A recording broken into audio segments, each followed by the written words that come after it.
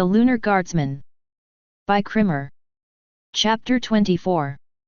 It's always more complicated than you think. Twilight slowly drifted to consciousness. A smooth, sweet awakening that felt like slowly finding herself on a puffy cloud, with no clear point where she stopped being asleep, her body completely relaxed and comfortable despite the awkward position she had assumed during her slumber. Her rest was troubled lately, plagued by nightmares she could not remember, but she was fine with that as long as they remained out of her memory. She kept her eyes closed, enjoying the pleasant sensation, and considering whether she should try to drift back to sleep again rather than completely wake up. Voices made themselves known. They spoke quietly, almost murmuring to each other, a constant low buzzing.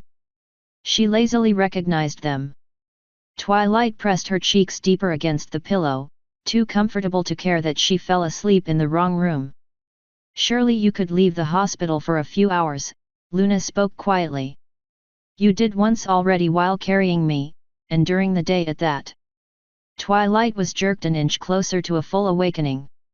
They'd better not be planning something that would have the rest of them running around to save them again. The familiar sounds of shuffling paper covered the short silence. "I'm not sure if it's worth the trouble. There's not much I can do, is there? Some of the names we have might still be viable. Our best chances will have left because this place no longer fits their sensibilities or your presence here unnerves them. I'm not sure how much importance is left on the others with the bay destroyed, and as for some of them, well, check this."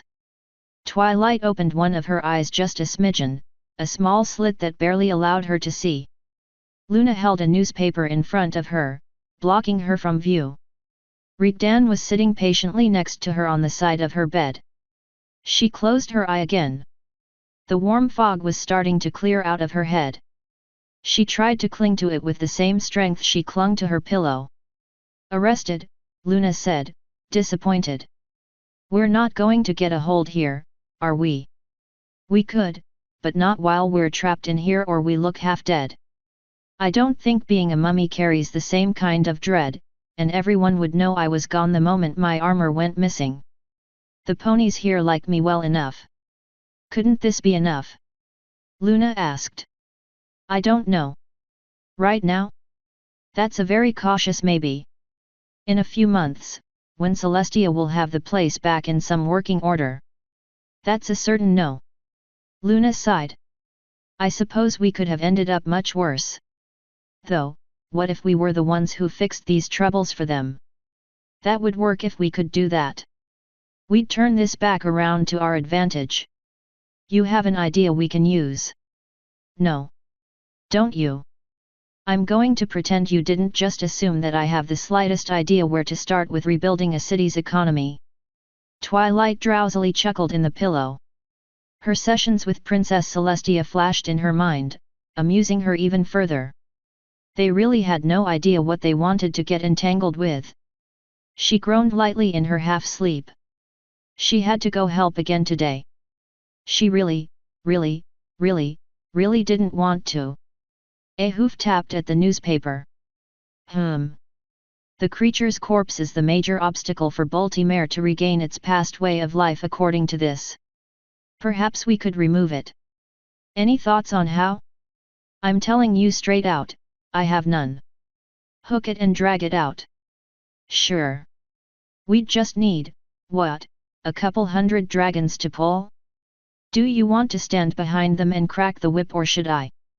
There's no need to be sarcastic. Right.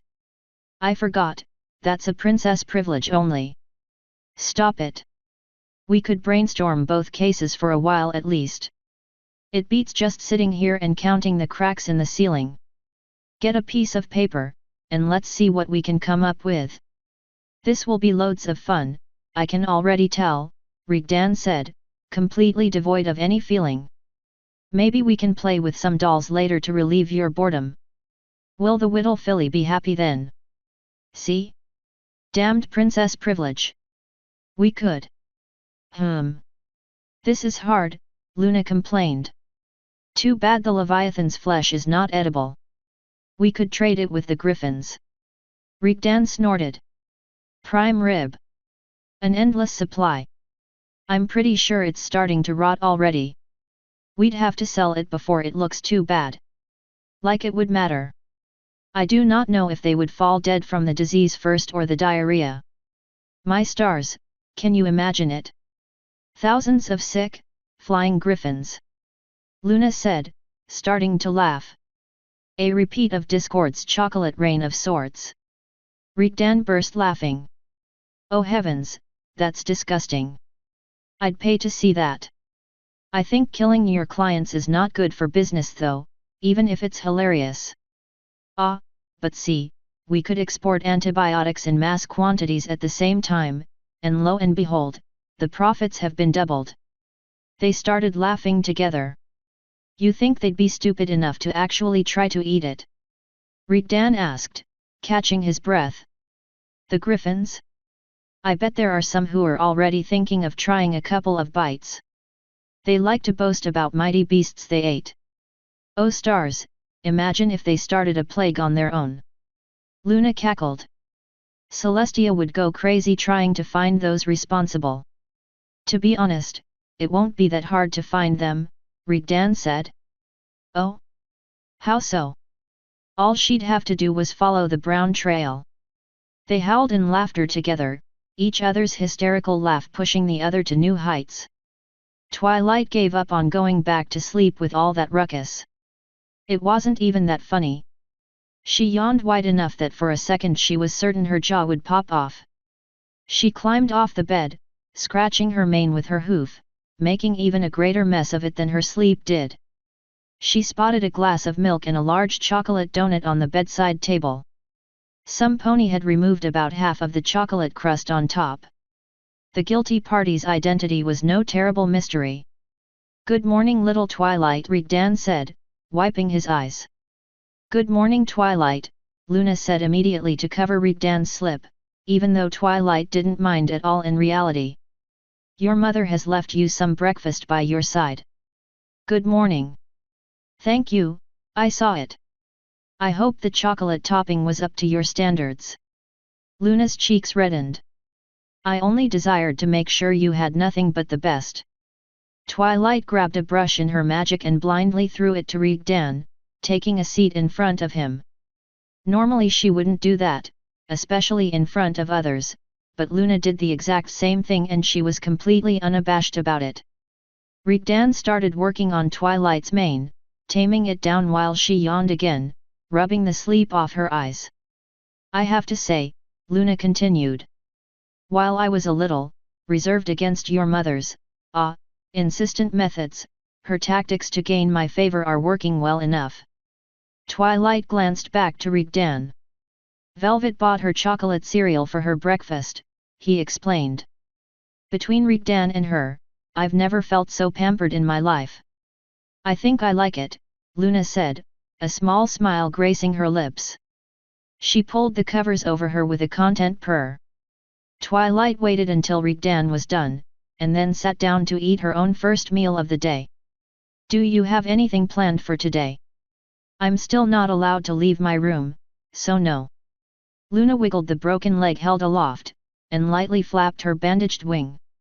I'm not sure if there's anything I can go out to do, Rickdan admitted.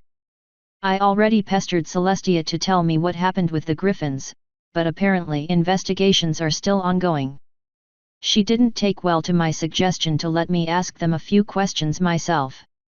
Twilight swiftly drank out of her glass to chase away the sudden sour taste in her throat. No, I imagine she wouldn't. She kicked me out. Luna huffed. You'd think she'd relax her precious rules when some pony tries to kill her sister. You know what I think? Rickdan asked, tapping at his lips with a finger. He rested one of his legs on Luna's bed and his back against the head of the bed. Luna scooted over to the side to accommodate him. I think she's trying to bait out whoever sent them. Even if she doesn't get answers out of the assassins, she might get something from the envoys from other nations that will soon show up to pretend they're all outraged this happened and stuff. Envoys? You think Princess Celestia believes the Griffin leaders sent them? Twilight asked. I doubt it would be them, Luna said. Griffins sending griffins for an assassination? They'd have to be stupid to do something like this, which of course might be what they want us to believe, and it's truly them behind this. Celestia's way might work though, especially if the prisoners have been fed with lies about their true employer. Right, Rigdan agreed. It could be the minotaurs, zebras, yaks, dragons, diamond dogs. Did I miss anyone? I think I missed some. Plenty enough. It could be some other pony nation like Saddle Arabia, but they seem to worship the ground my sister steps. Luna frowned. I forgot. I'm the evil one. How fun. Let's just say everyone and keep the headache to a minimum, Rigdan proposed. Twilight blinked. That's how you keep a headache to a minimum? Oh hey, some ponies want to kill me. I'll just assume it's every pony so I don't have to keep count at least. That's one worry less. Now I will be able to pay more attention for venomous snakes in my bed. Oops, turned my eyes away from the teapot for a second, it's probably poisoned by now, out it goes. A part of her wept that she never had any particular interest in psychology. It was like she stood in front of a treasure trove of knowledge, that only evaded her grasp because she left the key to it in her other saddlebags. My bits are on the minotaurs, Luna said. They've always been quite proactive and it's not the first time they had a go at my head. Their royal lineage might still keep a grudge. But how will envoys from them help Princess Celestia find out who paid the Griffin assassins? I really don't think they're gonna betray their own people, no matter how Princess Celestia asks.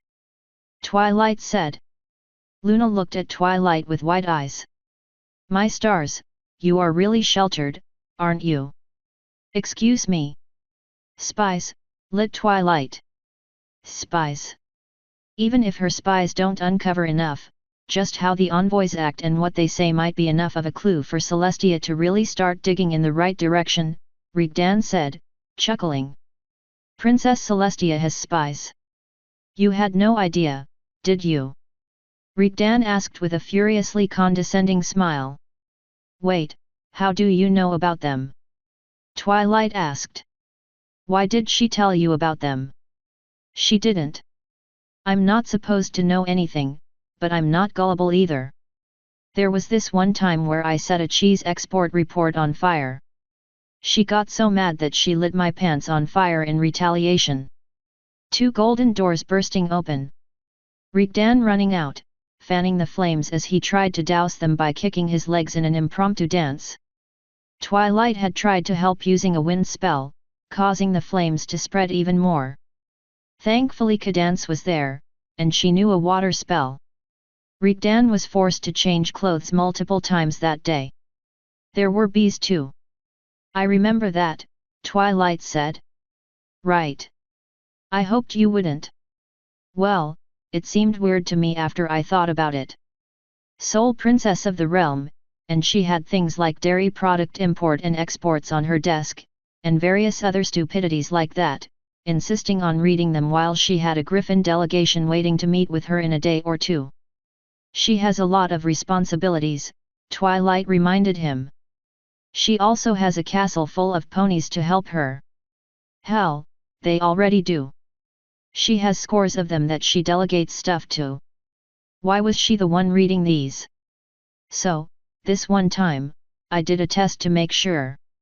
I went through her paperwork and separated it in piles according to what seemed to me to be more important. I told her I was trying to help. She didn't buy it, but what was she going to do, throw it all away? She sits down to work, and the first thing she begins work on? A weather report from Vancouver. She ignored stuff like a riot due to a water shortage in Dodge City for that. What does this have to do with spies? Luna rolled her eyes, and huffed impatiently. These were not cheese export or weather reports. Twilight sparkle. She was reading reports from her spy network. Reports that had been encoded and hidden in plain sight. Twilight went a bit cross-eyed as what she knew tried to coalesce with what she just heard, her world once again becoming a little more complicated, and losing a little more of the innocent shine it had. Yeah, that was pretty much my reaction too when I figured it out, Rigdan said, misinterpreting Twilight's feelings on the matter. Here I thought she was being nice to the point of being taken advantage, and the crazy mare can actually stand there reading up on whoever she's investigating right in front of their face, and they never know. Hell, I'm pretty sure some of them have delivered their own doom to her thinking they were just passing on a boring document that would end up in a file cabinet. That cheeky mare. No wonder she's smiling all the time. That's quite heavy. Really? Princess Celestia does that. You don't rule for over 1,000 years without having a few aces in your bag of tricks, Rigdan said, shrugging. She's got ways to make sure she knows as much as possible, and everyone assumes she's too much of a goody shoes for a few of them.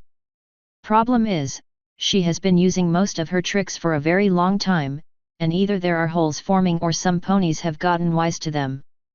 She catches up eventually, I bet, but they're learning tricks of their own too at the same time. Is this what you were talking about before I got up? Twilight asked. In a manner of speaking, Luna said. We wish to have a few questions answered. Perhaps we should delegate this to others like my sister does, Luna said to Rigdan. Solid Charge and Leaf Stream have been competent far beyond my expectations so far, and Cast Iron, though quiet, seems to pay intense attention to his surroundings. We could send them in our stead. You know, if you want to, my friends and I are always willing to help, Twilight offered, encouraged by what Luna proposed. Something to think about when we confer with our guards. Luna turned her head sideways and sniffed, frowning in distaste. If you do not mind, Twilight, I believe I would like to try and get some things out of the way so I can take a proper bath later. Sponge baths have been a most miserable revival of the past so far. Of course, Princess, Twilight said, recognizing the dismissal for what it was. She headed outside, saying a last farewell. I'll see you later today. She closed the door, hearing the last exchange between them with a smile. Rigdan, has Velvet provided us with an extra bubbly shampoo as I requested? Well, I told her not to bother, so of course she did. Twilight shared a smile with the two Thestrals guarding Luna's door. Celestia only knew what the two of them made out of everything they could hear. Not really what you expected, hey? She asked, jokingly. One of the Thestral's eyes sparkled and his chest puffed with pride. His smile became far more assured. She has slain a Leviathan. She is everything we expected. It suddenly hit Twilight how supportive and how much the Thestrals adored Luna, practically hanging from her lips every time she addressed them. Baltimare's ponies thoroughly appreciated Luna for what she managed to do, but even that was a mere candle next to the frenzied fire the Thestrals held in their heart for Luna. She hadn't made the thought before, but if the Thestrals felt like this for Luna, then there was something that didn't really fit with what Luna said about her past. Can I ask you a question? She asked, looking at both guards.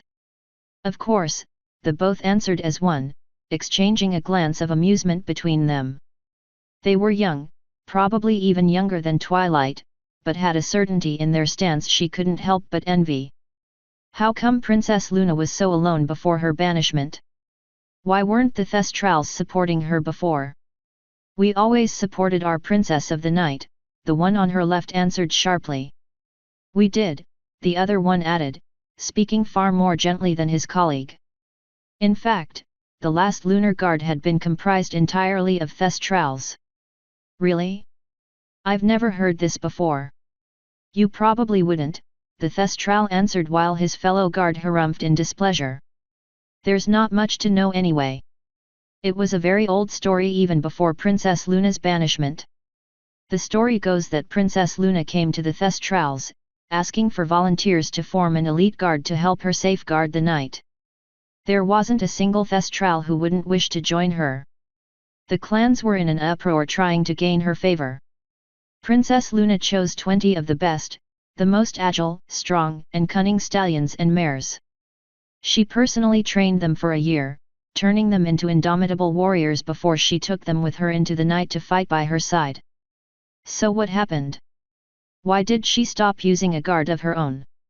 You'd have to ask the princess herself, the rude one said, shrugging.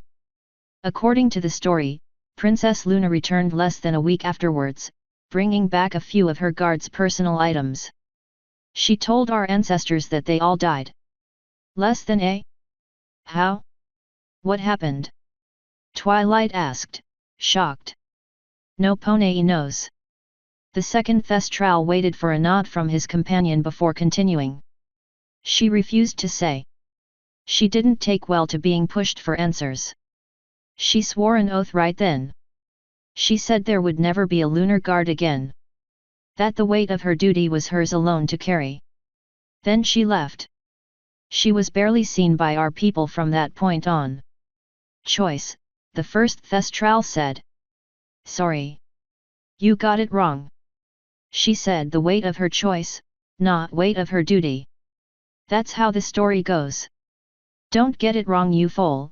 We're supposed to tell the stories exactly as we heard them or not at all. Right. My bad, miss. It's exactly as my friends said. I for one, the first Thestral said, am glad our princess has changed her mind. When I am part of her lunar guard I will serve her dutifully, and remove the stain of you? Sorry buddy, too few spots. I'll tell you some stories if you want though when I come back. If you think you are gonna be picked to serve Princess Luna you must be more delusional than I thought. You wanna know what delusional really is? Go take a look in a mirror you. Twilight left the Thestrals to their bickering. She went off to pace through the deserted corridors of the reserved floor, thinking over what she learnt. Perhaps Luna really had been tremendously shunned, in part because of her own actions or lack thereof.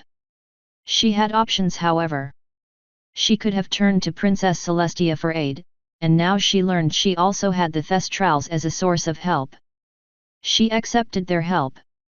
More than that, she reached out for them. And then, she never reached out again. What kind of monster killed the entirety of her old guard, and why did it make Luna so opposed against Aniponi helping her ever again? She heard Luna's angry shout as the argument of the two Thestrals got louder. What the Tartarus is going on out there? She spared a glance behind her, giggling at the two guards standing at attention as rigidly as they could despite the little shivers that ran all over them. She walked through the corridors, taking turns at random, not really caring where she ended up, or if she was making circles. She wanted to walk, and think. It was better to do it here, where there was almost no Ponei but the patrolling Thestrals rather than be a nuisance downstairs where it was crowded enough already. Losing a portion of their available space had been quite rough for the hospital staff, but after what happened who was going to complain about Princess Luna's needs? Twilight's thoughts were cut short by Leaf Stream's cry of distress coming from one of the many empty rooms. Oh buck me, it hurts, it hurts, it hurts. Twilight opened the door at once, and rushed inside, spurred by the cries of pain. Leaf Stream was lying on a bed, trying to reach between her amputated wings. Her attempts failed as she kept her back completely straight, her hooves nowhere able to reach their target. She looked up at Twilight's unexpected entrance. Leaf Stream? Are you okay? What happened? Leaf Stream was extremely relieved to see her. Oh thanks Celestia, somebody's here. Quick, come help me.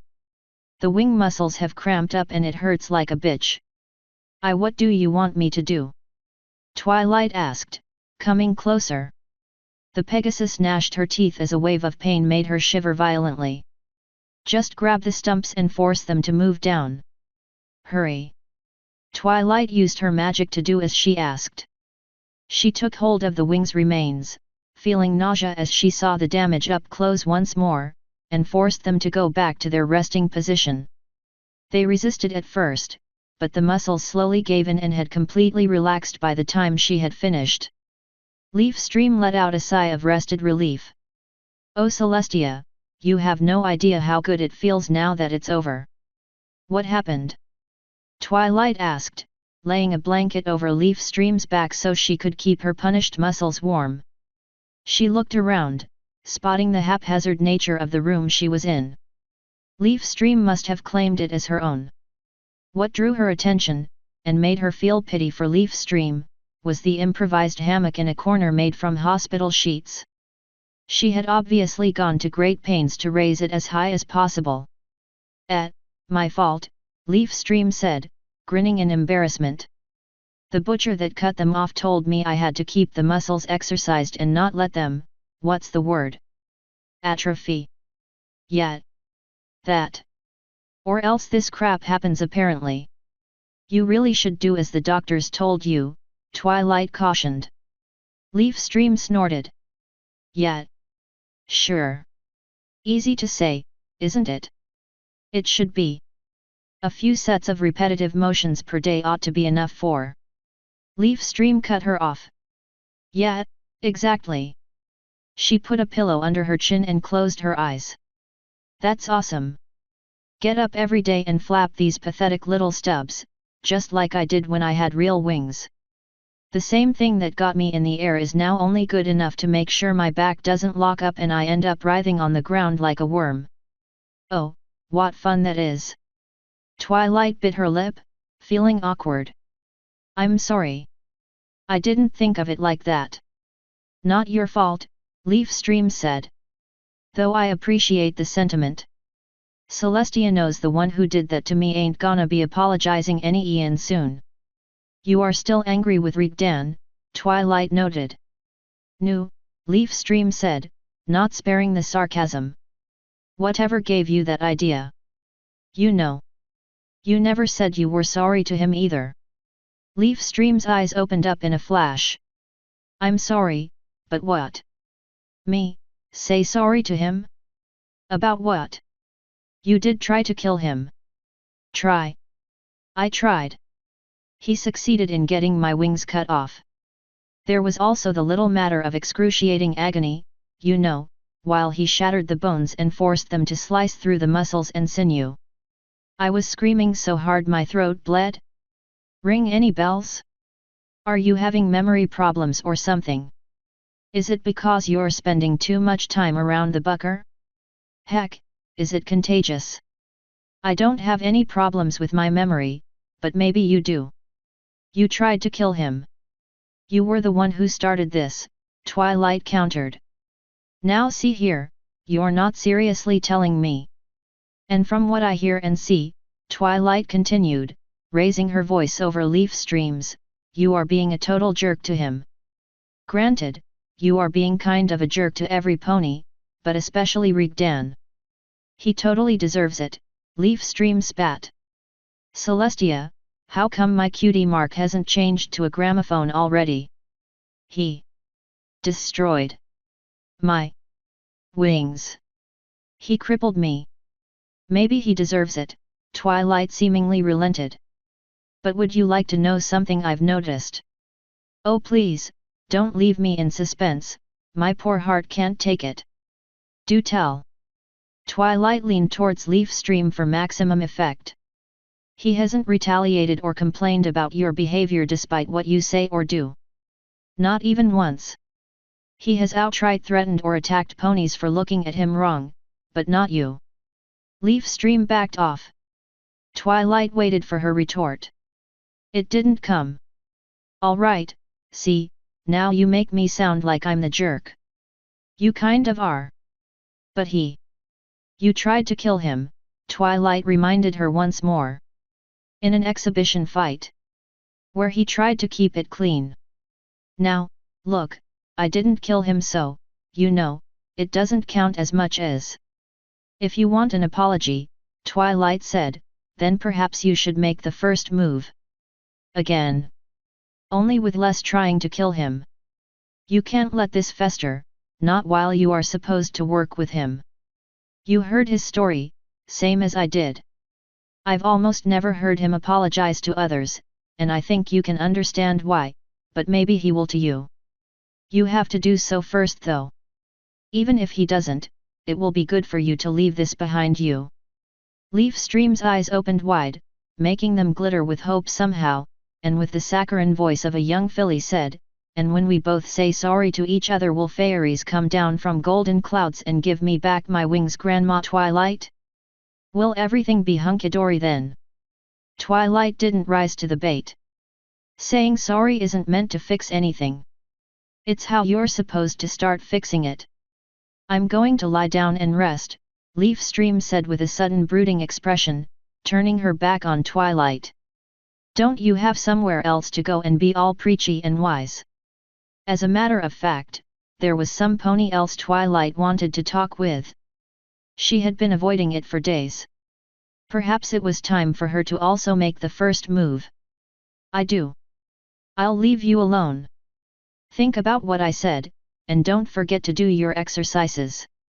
Okay, Mom, I will. Leaf Stream paused.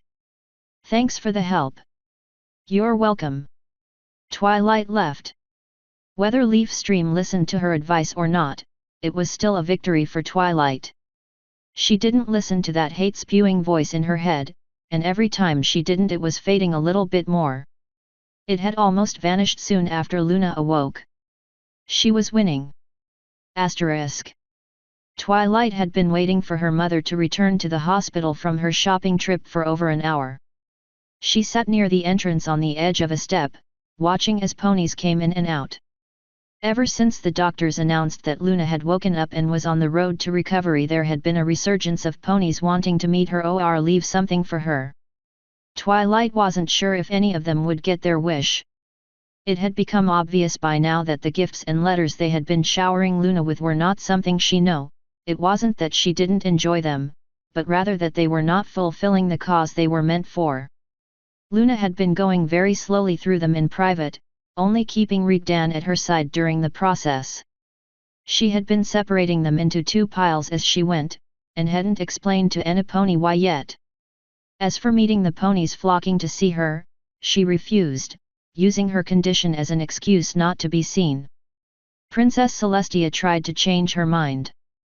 Twilight and her friends did the same. So did her 3 guards. Rigdan stayed silent on the matter, refusing to push her in either direction. It had been a long couple of days since Luna awoke. Twilight had started to miss Ponyville. She finally saw her mother. Actually, what she saw first was cast iron, laden with bags. Twilight Velvet became visible when they cleared the crowd, holding a couple of bags with her magic herself, as well as the saddle bags on her back. Twilight rose up as they approached, greeting them. Her mother gave her a quick hug, and Cast Iron smiled quietly. The 2 Minotaurs and Leaf Stream had taken a shining to Twilight Velvet. The Thestrals seemed to fear her though. They considered some pony who could unnerve Luna and Rigdan a terrible force to be reckoned with. It was extremely funny in a way, especially how her mother took that fear in stride. How come you're waiting out here for me, honey? Why aren't you with your friends? Velvet asked as they entered back into the hospital. There's something I'd like to talk with you, Mom. In private. Do you have time or? Oh honey, I always have time for my little angel. Twilight Velvet turned to Cast Iron. Would you please be a dear and take the shopping bags to the kitchens? Leave it all there, I can manage it myself afterwards. It's really no trouble to. Nonsense, dear. You've already done too much. Now shoo, and remember, tell Solid Charge and Leaf Stream to be at dinner tonight. I'm making cream puffs drenched in chocolate sauce for dessert. The Minotaur departed for the staircase with a childish smile on his broad face. You're going to spoil them, aren't you? Twilight asked with a giggle. He seems to be doing much better. Twilight Velvet adjusted her saddlebags, and hung the 2 bags she was still holding in her magic on a little hook on each. He just needed a good talking to, and we did talk a lot while we were out. We found this delightful little ice cream parlor. I must take Spike there one of these days. Such a silly thing to worry over. He believed that because he didn't feel immediately guilty about killing that griffin, any remorse he felt later was an emotion he subconsciously manifested in his mind to feel better about himself. I swear, some ponies or minotaurs will reach for the stars before they even consider the simplest explanation. As if there weren't other things to worry at the moment with all that ruckus and you foals running about, trying to save a princess. Where do you want to talk, honey? Twilight led the way, her mother following behind, chattering about her shopping trip all the while. Velvet kept telling her daughter about all the lovely young couples she saw, along with all the lovely little foals, and what a shame it was that Twilight chose to spend all her day in the hospital while she could go outside for a walk and make new acquaintances. Subtlety had never been Twilight Velvet's strongest point. Twilight waited for her mother to come inside the small, currently empty office she had secured for this reason, and locked the door, casting a silence spell as a precaution. There was a small table and 3 simple chairs kept aside. Twilight sat on one of them rather than the tall, high-backed chair behind the impressive-looking desk. "Okay dear, we're alone. What is it you wanted to talk to me about?" Velvet asked before her face suddenly brightened with hope. "Oh, don't tell me. You've found a nice stallion to date, haven't you? Is it a doctor? Oh, tell me it's a doctor. Is this his office? Am I meeting him?" "What? No Mom, that's not what I want to talk about," Twilight said urgently. "Oh fiddlesticks," Velvet carefully didn't curse in exasperation. "But it's not entirely off the table, is it? Rigdan told me about his daughter," Twilight said emphatically and distractedly. Twilight Velvet blinked. She huffed and opened a package she had in of one of the bags she had brought with her, revealing a white sponge cake. She levitated 2 plastic plates, forks, and a knife out of her saddlebags. "I think we might need this," Velvet said, eyeing the cake. "Do you want a piece from the middle or are you old enough to entertain the notion of having one from the edge?" "I don't want any, thank you. Mom, he told me how she died." "What he did?" "He told me everything," Twilight said, feeling the sorrow and grief returning. "If you think he gave you anything but the extremely censored version then you're still a little filly. I'm having a piece, are you sure you don't want one?" Twilight's tongue wanted to sing out its longing for that creamy goodness, but she regretfully held it at bay. "Yes. I mean no. I mean, I'm fine. Look, I wanted to talk with you, ask your opinion." "We're talking honey," Velvet said as the knife cut a corner piece. "Go ahead and ask your questions. Do you think that, because of what happened to her he might have been taking my protection a bit too thoroughly?" The cake piece shook and landed haphazardly on the plate, only a smidgen away from splatting on the floor. "I'm not sure where you're going with that honey." Twilight did her best to fool her mother by adopting the stance and look of a pony that offered an idea that both parties knew was crazy. Suppose he decided he had to go back to his old ways, because he didn't trust any pony else to be able to do what he thought necessary. Do you think he would ever do something like it? Velvet took a bite out of her cake and searched her daughter's eyes with a peculiar look. Twilight shifted under the intense stare, feeling drops of nervous sweat slowly soak into her coat. Twilight Velvet put down her fork, shaking her head in disbelief. "Oh my sweet stars, he told you about the full nappers, didn't he?" "What? What?" Twilight pulled at her mane, like it was the root of all this madness, and felt determined to rip it all off. "What the fuck?" Velvet frowned. "Twilight, watch your language." "I'm not gonna watch my language!" Twilight screamed, feeling at the end of her rope, the amounted stress she had piled up finally exploding. Princess Luna has been facing assassination attempts for a year and it looks like she's ready to crack under all that pressure and contempt she's feeling. Rigdan is a fucking genocidal alien with suicidal tendencies who went into a killing spree right under our noses. My own mother knew about it and hasn't told any pony. A leviathan exploded all over Horseshoe Bay. Rigdan went insane and tried to full nap a princess to another fucking dimension. A bunch of griffins almost killed both of them. We all got infected with an alien disease that we easily cured with what I just realized is fucking alien medicine. Princess Celestia got into a fight with her sister and we all know how that turned out last time. Princess Celestia doesn't know even half of the horse apples that's going on because you have all dragged me into hiding your secrets from her. I think Rigdan and Princess Celestia might have Twilight's anger fought with her instinct to soften the mental blow of self-admittance as much as possible. copulated, and I'm almost certain by now, thanks to my wonderful friends, that he definitely did so with Princess Luna. What the Tartarus am I going to find out next? That Dad really uses his telescope to peep at Princess Celestia? What else are you hiding from me? How the fuck did you know about that? Sit back down, honey, Velvet said with a patient smile. And maybe take a few breaths. That was quite the impressive rant. No. Mom, how can you be so? I said, take a seat, Twilight Sparkle, Velvet repeated, this time with all traces of joviality gone. She wore an expression of solemnity that could easily rival, and conquer, Luna's. That look. The one that said every pony should do as they were told or terrible things would befall them, often at the end of a household item like a large wooden spoon. Sometimes, she would do worse, much worse. She would look them in the eye, tell them that it was her fault they grew up like that she was a terrible mother, and then cry. No pony ever stood a chance. Twilight did as her mother asked. It was an explanation she wanted after all. Sitting quietly and refilling her lungs also sounded nice.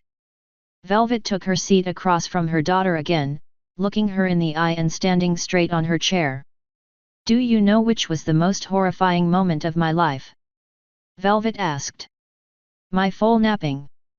Twilight guessed easily, certain of what was going to be said. No, her mother said. A very close second though. It was when Rigdan told me that he didn't believe he was going to be able to keep you safe. That one day they'd managed to take you away from us. Twilight inhaled sharply through her teeth. What was he playing at by lying like that to you? Why do you think he was lying? Velvet asked as she used her magic to pick up the fork and take another bite out of her cake, putting the simple utensil back down immediately after. Isn't it obvious? Mom, he was right beside me almost every single moment. There was no pony else around me like Princess Celestia, you and Dad, shining armor, or Cadance. Half the time he slept on the corridor right outside my door. How was any pony supposed to be able to get to me? By killing him first, of course, Velvet said, matter-of-factly. Oh, like it's that easy. Twilight's chair vibrated as a deep thunk sounded from the back of the chair. Twilight swiveled her head backwards and saw a letter opener that had been resting on the office before now embedded deep into the wood, its handle still trembling. She turned back to her mother, her mouth gaping open in astonishment. Velvet's horn had been glowing with magic, but she would never have guessed. A simple levitation spell and there goes the most powerful unicorn of this generation. It is that easy, Velvet said, smiling pleasantly. Oh, of course you'd have to make sure you only needed one shot because Celestia helped you otherwise, but he could die in a second, just like any pony, and he's acutely aware of this. Do you think he likes keeping every pony scared of him just because it's funny? Honey, he had been working out how the straps for an armor should fit for years. He just never had the opportunity or proper excuse to have one made until now. Twilight shook her head, trying to come back to the right track. Okay, fine. It is possible, but why did he just tell you this out of the blue? Twilight let the sentence hang, her brain finally catching up with her tongue. It wasn't possible. He would have spoken up, wouldn't he? He wouldn't just let it slide. Oh, for Celestia's sake, of course he wouldn't say anything. Celestia forbid he actually helped himself. Some pony tried to kill him. Velvet nodded. When? Where? In our very own home, Velvet said with pure bitterness. I had left one of the windows in the living room open because it was such a warm night and Rigdan slept on the couch. I only wanted him to be comfortable. They could see just enough to aim for him. He got lucky. He moved in his sleep, probably having another nightmare, the poor colt, and the knife ended in his arm instead of his throat or anywhere else. What happened to those who attacked him? Why didn't I ever hear about this? Twilight asked, bewildered. Velvet chuckled, taking another bite of her cake. Oh honey, I already told you. He didn't give them a chance for a second shot, or even to shout. He didn't want to wake you up, and the fools thought he was dead, so they got close to him on their own. All he had to do was reach out. He killed them. Of course, Velvet said with a self-evident tone. What did you expect? But why didn't Princess Celestia ever tell me about this? Velvet took another bite, chewing slowly. Are you sure you don't want a piece, honey? It's delicious, she said through a mouthful. Mom. Velvet rolled her eyes at her daughter's insistence. She didn't because we didn't tell her. Why else? Twilight couldn't believe her ears. You didn't tell Princess Celestia? Nope. Velvet answered with outstanding cheeriness. Rigdan threw the bodies somewhere that they would be found, so whoever sent them would know they failed. A message, he called it. That happened later, of course. First he told me there was only one way to keep you safe for certain and explained what he had found so far to me. He needed help to go any further. Velvet scraped the plate with the edge of the fork to catch the remains of cream that had stuck on the plate. He really didn't want to screw this up. You helped him. Twilight blanched. Mom, do you have any idea what he did to these ponies? I didn't ask for details, Velvet answered, waving a hoof as if it was of no importance. Frankly, I didn't care. I don't ask the garbage ponies where they take the trash, do I? No, that's a lie. I did ask him where he buried them. As long as I knew where the bodies were so I can take a good long piss on their graves whenever the mood takes me, I was content enough. How can you say something so horrible? Twilight couldn't believe what she was hearing. She couldn't believe who was saying these things. You helped him torture and kill ponies. That's what he did. Mom, there are laws and you walked all over them. Velvet pushed the plate away from her, her cake finished. She laid one hoof next to the other, and pursed her lips as she looked upon her progeny. She clicked her hooves together, thinking. Twilight waited. She didn't have to wait long. Twilight, dear, would you like to hear about one of the times I helped? No, Twilight answered honestly. Too bad. I was only asking out of a semblance of courtesy, Velvet said, her smile gone once more. I wasn't able to do as much as the rest, but I did whatever I could. Mostly that involved being a second pair of eyes, making sure no pony saw Rigdan when he grabbed them and took them to the castle where he could do his part. A lookout. One time, however, he came out of this one house only to sneak me inside too. Do you know why he brought me there, Twilight? What he found? Twilight closed her eyes, feeling an unexpected pang of guilt. A filly. Velvet's eyes watered but her expression and tone remained hard. It was the most horrible thing I ever saw. A young filly, completely shattered inside, she said, her hoof thumping at her chest, over her heart. I saw where they kept her, I saw the marks of what they did to her. I keep seeing her in my nightmares, only instead of her it's Velvet's voice broke despite her efforts. She took a deep breath before continuing. Do you know what the worst part is? She wasn't even hidden. She was kept in a room, locked by a simple deadbolt. Any pony in there could have taken her out of that house. No pony did. They let this happen to her. They knew, and chose a monthly salary over their souls, Velvet said, distraught. Mom, I'm sorry. I had my doubts until then. Moments when I was almost about to go to the princess and tell her everything, let her clean that mess the proper way. We didn't let Rigdan go wild, you understand. He wasn't allowed to hurt any pony besides those who we knew were involved for certain, and even then, there were limits, but still. Twilight noticed her mother's hooves were shaking.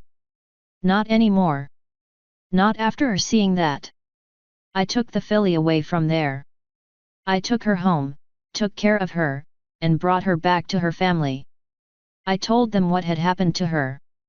I wish some pony of the others could do this, but I was the only one who could. We found more. Some of the poor dears had, she sniffled and wiped her nose before continuing. Some of them didn't have the strength left to go on. They gave up. We didn't manage to save all of them, but we helped some. We did. Velvet glowered at something Twilight could not see. She spoke through her teeth, burning with a reignited rage. Before I did all that, however, I told Rigdan to make sure no Ponei left that house alive. Mom. I'm trying to understand, I really am. But you can't, Velvet finished for her, nodding. I pray you never will, honey.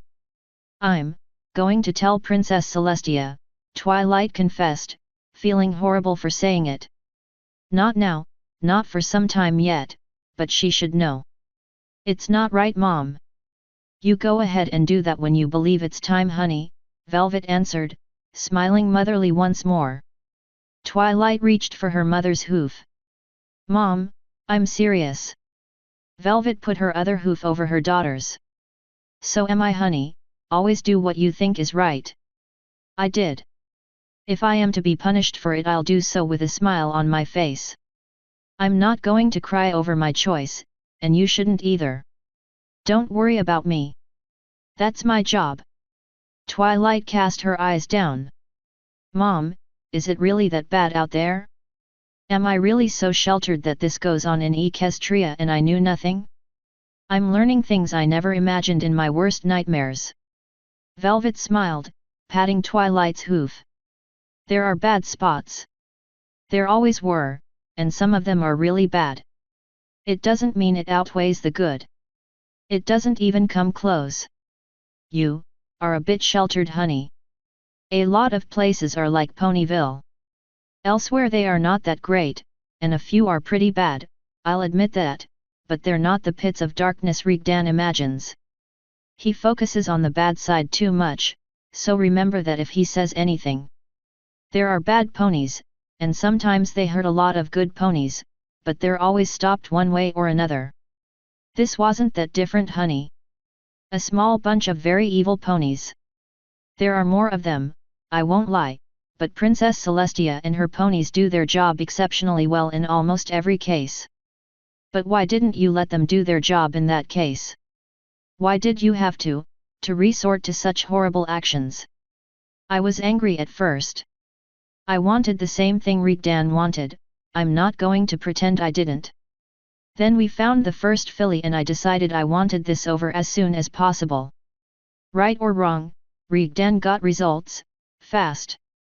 There also were other complications, Velvet said, hesitantly.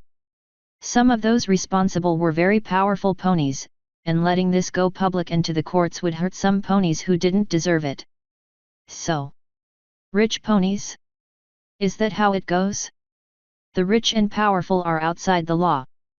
Velvet tilted her head with an undecided expression.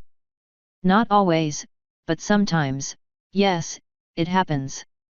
Of course, get outside the law, and some ponies might just decide to go out of it too to stop you.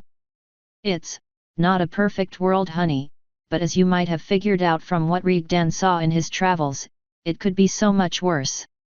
He didn't come from a paradise world either, you know. I think they had even bigger problems. We're trying though. It gets a little better each day.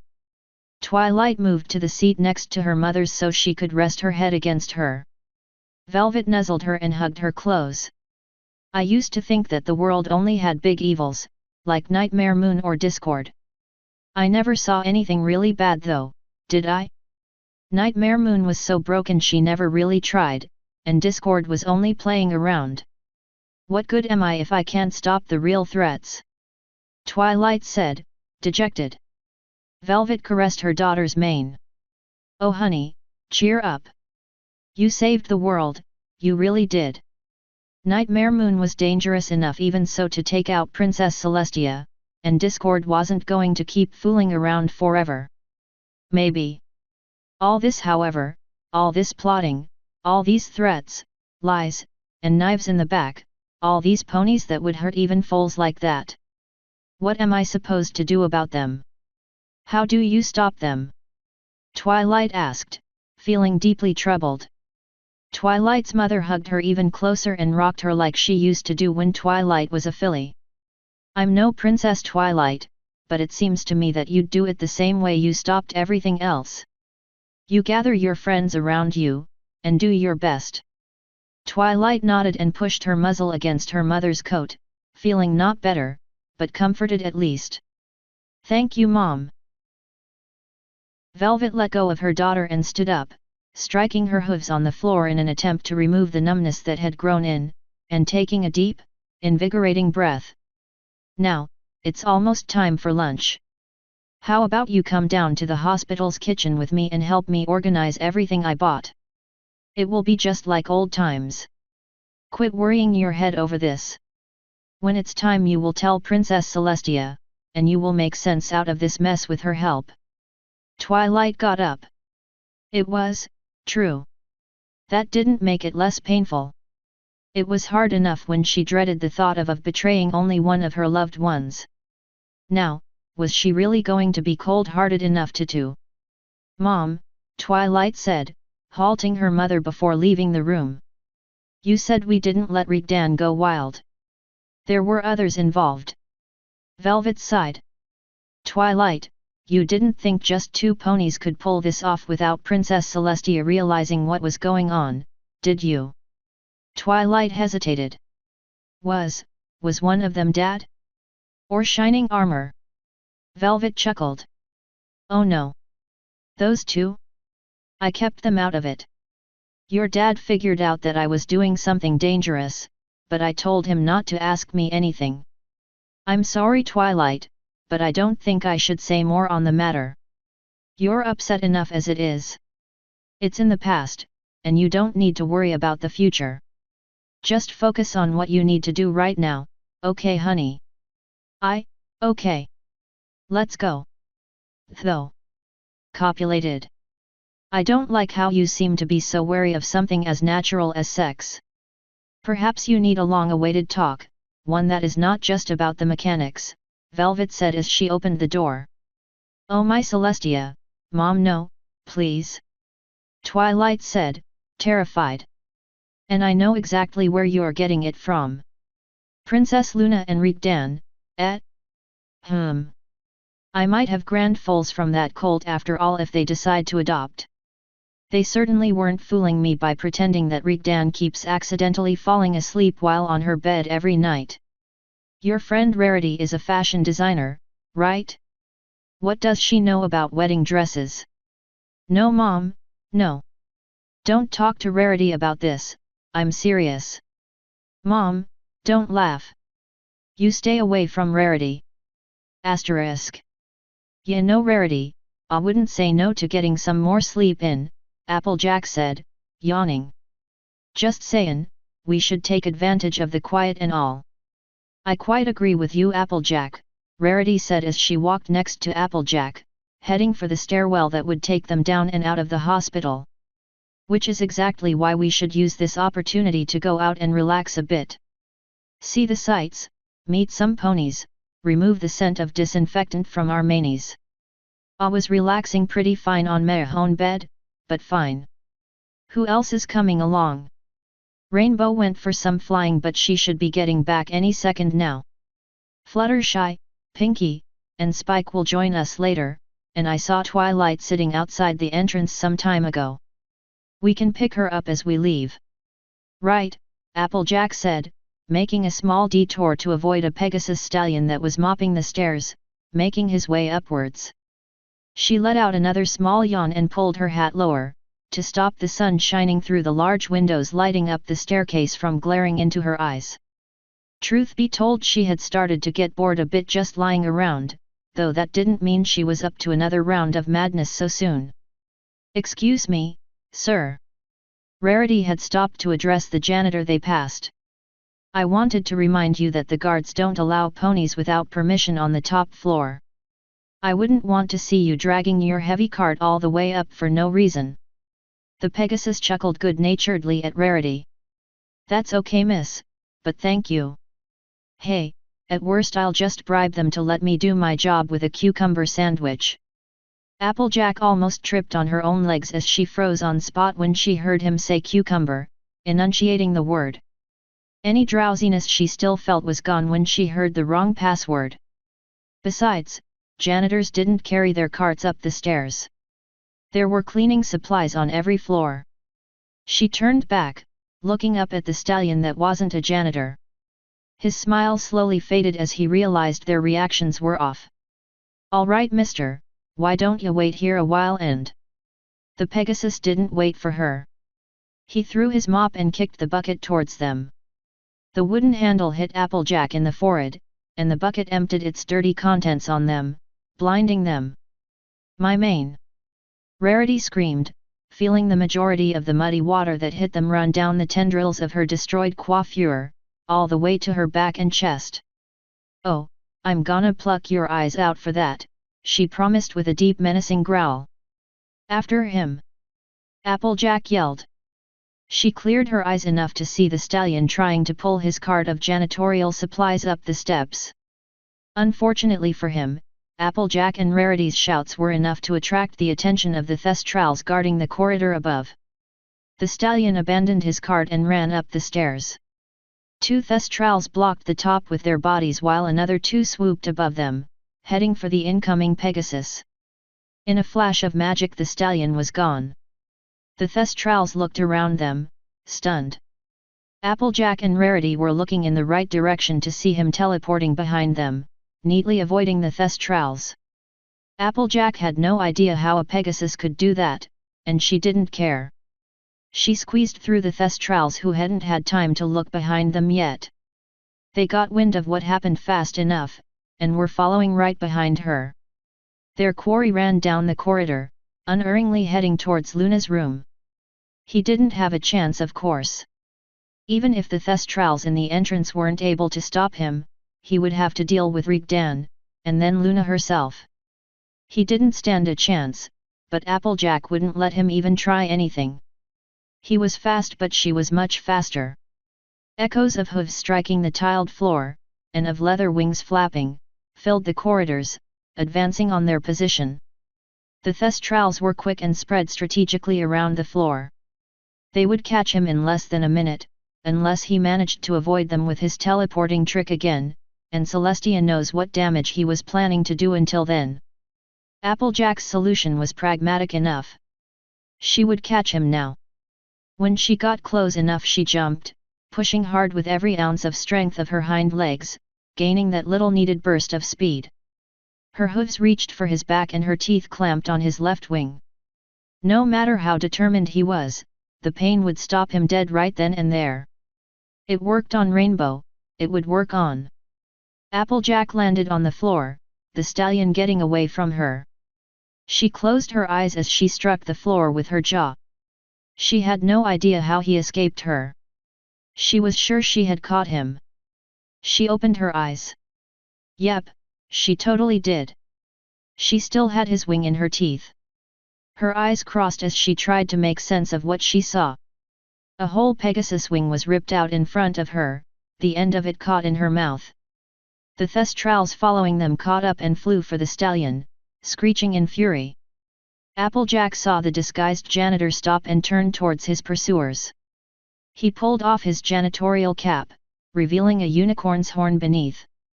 Applejack finally understood. The sneaky bloke had disguised himself as a Pegasus and what she had ripped off was a fake wing. The Thestrals weren't prepared for this. They were expecting to fight against a Pegasus, not a unicorn, they were too close together. A spell fired off the newly revealed unicorn horn. Magic took shape in front of him even as it rushed to meet the Thestrals, forming a glob. It crashed on them, splashing them with a strange substance that brought them down, no longer able to move their wings or legs properly. Applejack had been lying low enough to avoid it. She got up, and charged again, hoping he wouldn't be able to fire off the spell again so soon. He didn't.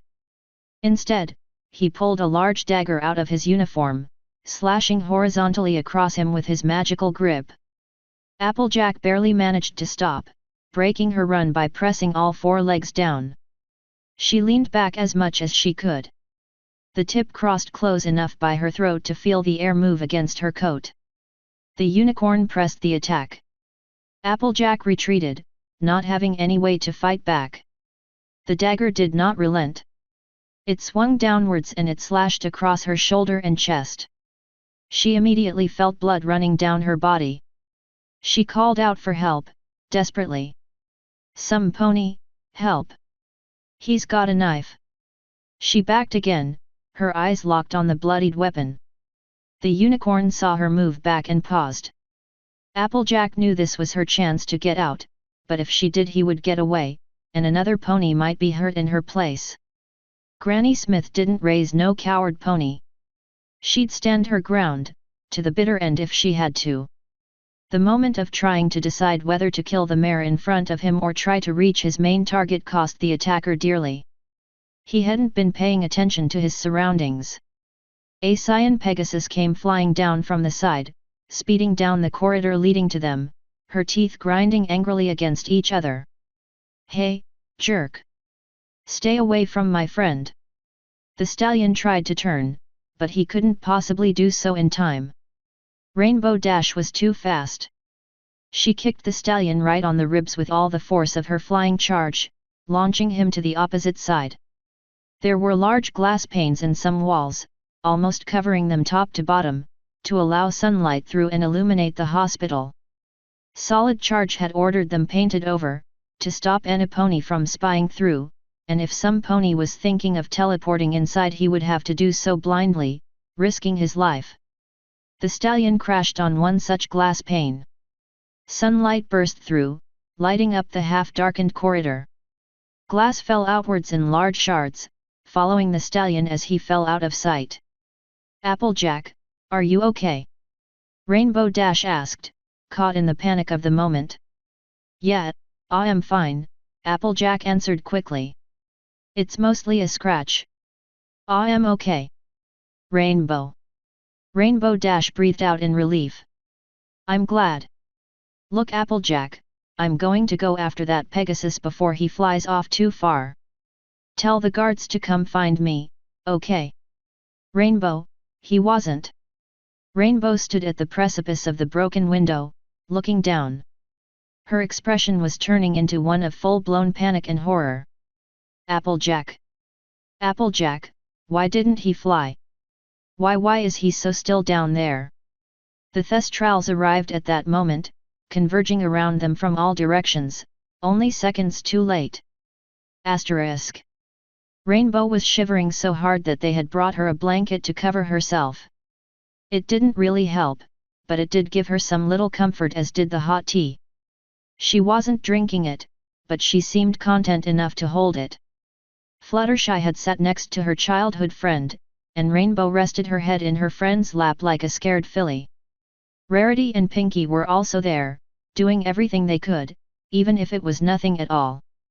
The only ones missing were Applejack herself, who had taken root next to the door of the surgery room, just a few meters away, and Twilight and Spike, who were still up there, inspecting the cart the stallion had been so insistent on trying to pull up at first. A nurse came running out of the operating room. Applejack tried to take hold of her to ask her what was going on, but she was ignored yet again. The stallion was obviously in bad straits, which made it all the worse for Rainbow. "I'm a murderer," Rainbow kept repeating. "I'm a murderer. I killed him. I didn't mean to, I really didn't, I thought he was a Pegasus, I saw the wing, I didn't notice the horn. I thought he was going to fly," she choked, crying. Fluttershy was stroking her friend's mane like a mother trying to soothe her foal. Rarity kept trying to speak some sense into Rainbow. "Rainbow, sweetie, please. It's not your fault. You couldn't know. I didn't see the horn. He had a horn and I didn't see it. There was so much going on, and Applejack was in danger. Everything's going to be fine.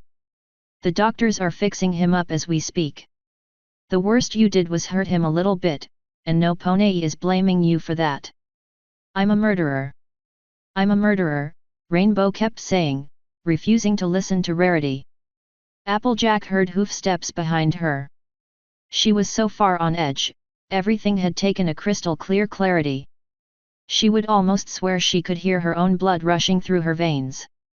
Twilight was finally coming to join them along with Twilight Velvet. Velvet immediately headed for Rainbow Dash, gently pushing Fluttershy aside. She hugged Rainbow, and the Pegasus in turn held on to the older pony like she was drowning, dropping the cup she was holding. It fell and shattered, splashing Rarity's legs, who said nothing. Velvet started rocking Rainbow and whispering in her ear. "Twilight," Applejack said. "Everything's okay? Where's Spike?" "He's with Luna. Rigdan doesn't want him to come down here." "Are you okay?" Applejack gently touched the gauzes the doctors had put over the shallow gash. "I'm fine. Barely more than a scratch really. Had worse happen to me on the farm." "What happened? Found anything?" Twilight let out a trembling breath. "It was a bomb." "Pardon?" "The cart. He had hidden a rune matrix inside that was collecting magic in insane rates.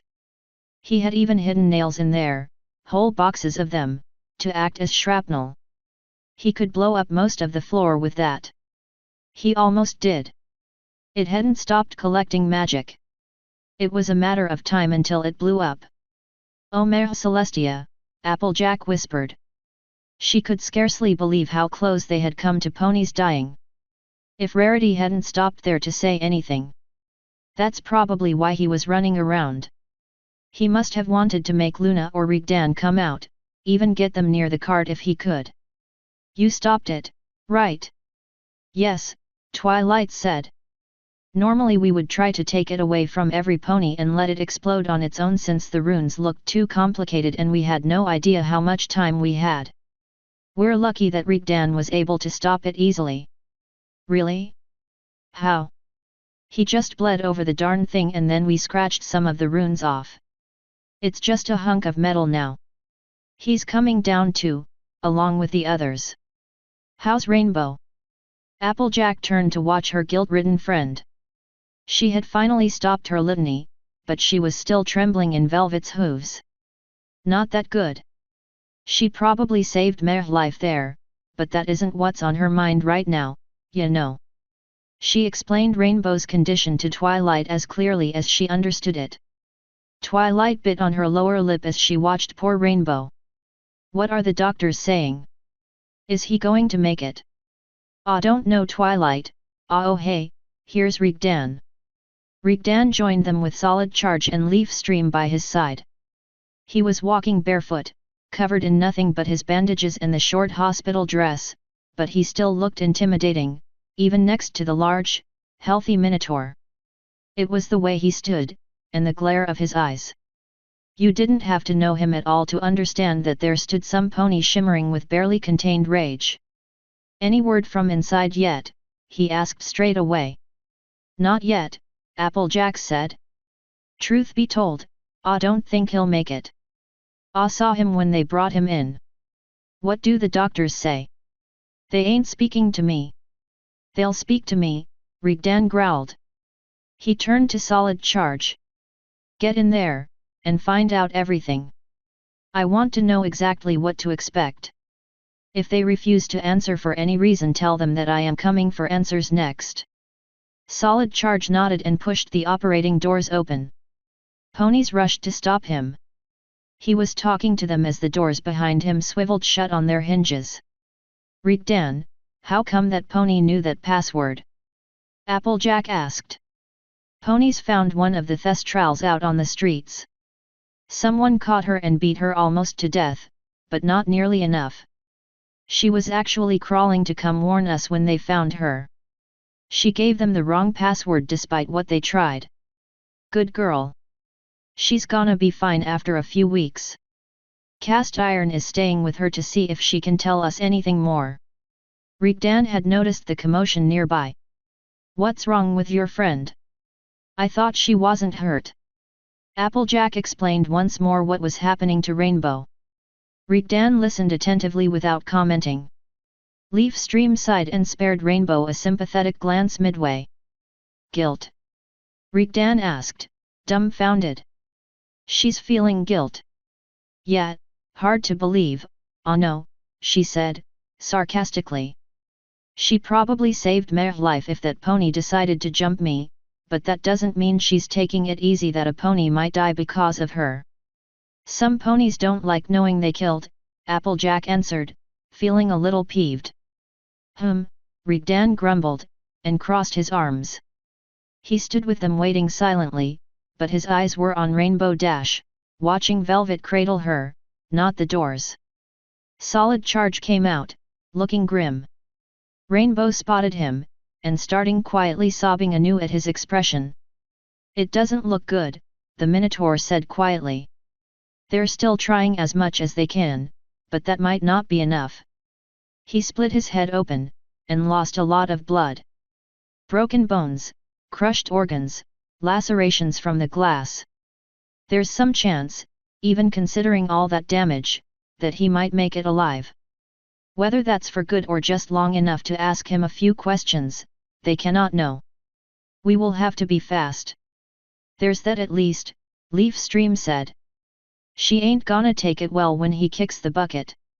She carefully avoided looking at Rainbow Dash, but her tone said it all. I'm going to go talk to Rainbow, Twilight said. Rigdan just nodded, his eyes still on the Pegasus. Twilight joined the others, but unlike what she just said, she didn't talk. She simply stood there, letting her presence say everything. Rigdan tapped his fingers against his elbow as his arms lay crossed across his chest, thinking. Come with me, he told the two Lunar Guards after a while, walking a few steps away from Applejack. He started talking with them, arguing from the looks of it. Solid Charge and Leaf Stream didn't seem to agree at first, but whatever Rigdan said quickly swayed them, though they didn't look happy about it. Leaf Stream left the group and trotted away. The two biped beings came back to stand with Applejack once again. What was that all about? She asked. Nothing, Rigdan said. Guard stuff. Don't worry about it. It took a while until Leaf Stream returned. She was carrying Rigdan's hammer with her. Applejack didn't like that. She didn't like it much at all. She liked it so little, it was heading speedily towards the opposite direction. In essence, she pretty much hated it. Leaf Stream gave the weapon to the tall alien. She says go for it, Leaf Stream said, reeling in surprise even as she said it. Rigdan nodded and turned to Solid Charge. The Minotaur nodded back and together they marched through the doors. Twilight called out for Applejack. Applejack, what's going on? What are they doing? I don't know, Twilight, she answered, finally coming to sit with the rest of her friends. Rainbow Dash was watching the doors, as did Velvet. Where Rainbow's expression was one of surprise, question, and dread, Velvet's was harder to determine. Her mouth was straight, with just the ends curving up slightly in a tiny smile. Shouts echoed all the way outside the surgery. Ponies were yelling. Solid Charge was yelling back. Silence! A few outraged cries that were quickly silenced. Rigdan roared for some pony to shut up. It all became quiet again, quiet enough to hear a mare crying inside. The doors slammed open and three nurses left running. They heard a lone voice, extremely loud and clear, that Applejack identified as Luna's doctor. Please, don't. We just got him stable. He's going to live. A crashing, breaking sound made them jump in their seats. They sat still, mostly silent apart their pounding hearts and swallowing with dry throats, waiting. Rigdan casually walked back outside. He held his hammer in his right hand. Blood dripped from it, a thick, almost brown sludge, nothing like the bright red Applejack would have expected. Solid Charge came out next and Rigdan handed over his hammer to Leaf Stream. Get somebody to clean that up for me if you can, will you? He then walked towards them, stopping in front of Rainbow. Every pony but Velvet was looking at him with wide, scared eyes. He talked sternly to Rainbow with a cruel-looking smile. Next time, do try to do something more serious than breaking a couple of legs and ribs. If they believe we are soft with them or that we will tolerate these kind of attacks, they will only get worse. He didn't wait for Rainbow to answer, even if she could. She was looking at his back as he turned away, her mouth opening and closing like a fish. Rigdan spoke, almost growling out each word, to solid charge. They hurt one of our Thestrals. They almost killed Applejack. They would have killed Twilight and her friends. Velvet. My little flame. They wanted to kill Luna. I want them found, and I want Celestia kept away from them. They are mine, and I'll make good use of every second I have them in my hands. We are not letting them get away with it this time. It's dead bodies they want?